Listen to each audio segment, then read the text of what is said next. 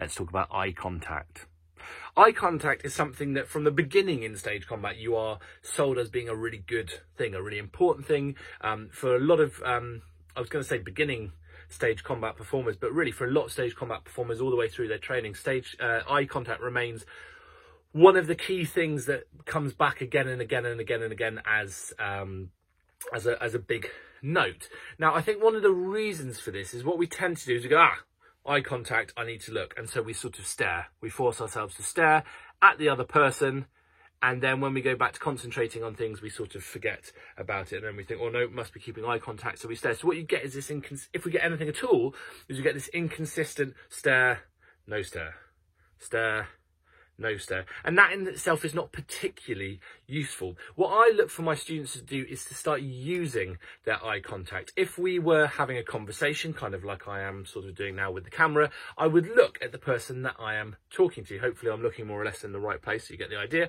But I would look at the person that I'm talking to, because that helps them to recognize that I'm engaged in the conversation that we are having. We're often very aware if we struggle with eye contact. A lot of people do in the modern world, and we're aware of how much of a disconnect that can create when we're trying to speak to people. In fact, if I'm talking to camera like this and I insist on looking away somewhere over here, you probably even across the camera will find it a slightly disconcerting way to be spoken to.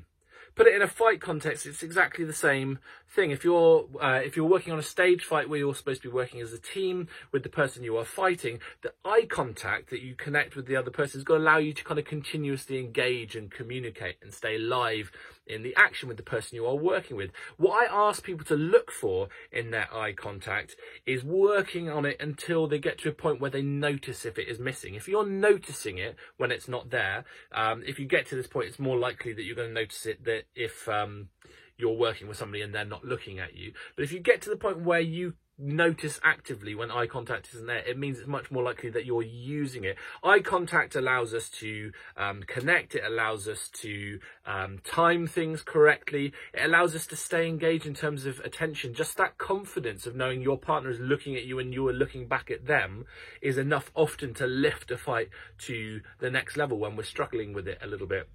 Also, kind of lifted eye contact, looking at the other person's face, means that we're taking a lot more of the information in around us. If I'm staring at one point, I tend to very much focus on that point. It makes it more difficult for me to kind of read everything that's going on around me. If I'm looking at the person, if I'm looking at their eyes, first of all, my kind of head is lifted up, so I'm taking more of the information in around what I'm seeing, rather than if I'm following maybe a weapon or their hand, which tends to be kind of down here a lot of the time in terms of where I'm placing my eyes. But if I'm looking directly at that person, it's all lifted and I get to read kind of everything through my peripheral vision at the same time. It also adds a huge amount in terms of the story, the connection that we get when people are fighting, when they're looking at each other, adds a huge amount in terms of intensity, in terms of energy, that just completely dissipates, gets completely thrown away when you are fighting without eye contact. Very often when you come together as actors for a first read through,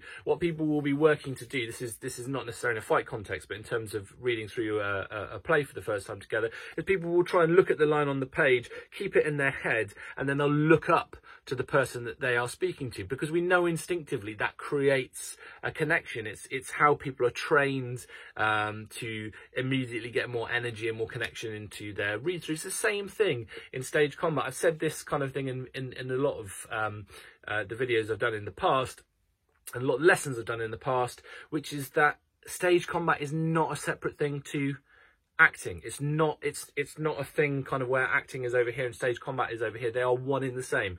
In stage combat, we are learning to act, but in a kind of physical language. It's like a bolt-on. It's like a DLC. You add this kind of in. You learn stage combat. You learn to fight, and suddenly not only can you act in your own spoken language, but you can act in this kind of physical, kind of violent language as well. So eye contact is as important to the story in stage fighting as it is at any other time on stage.